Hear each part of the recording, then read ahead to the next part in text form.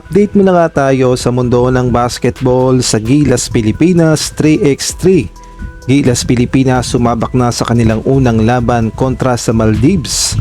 Samantalang ang Thailand nagyabang na Gilas Pilipinas tatalunin daw. Ngunit bago tayo magpatuloy, pakipindot naman ang like, subscribe at ang notification bell para updated ka sa susunod kong i-upload.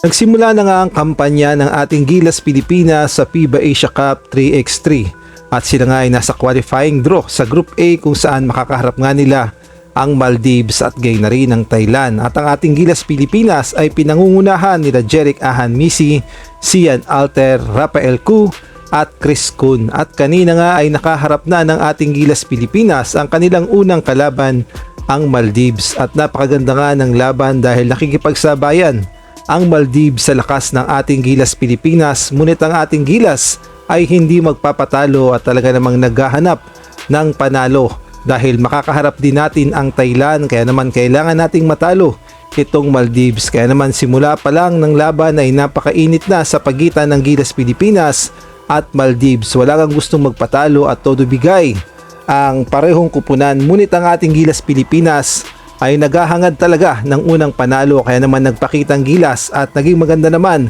ang team chemistry ng ating Gilas Pilipinas at sa huli panalo pa rin tayo sa score na 21-16.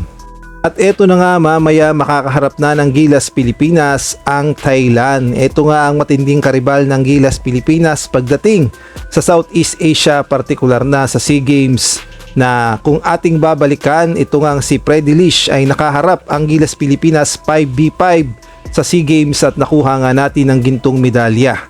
At ayon nga sa report, ito nga si Freddy Lish ay sinabing hindi daw mananalo ang ating Gilas Pilipinas 3x3 sa kanilang kupunan na Thailand 3x3, at ito nga ang sinabi niya: "I don't think they Gilas have the tools to take us on. We just erase a world-class Lithuania."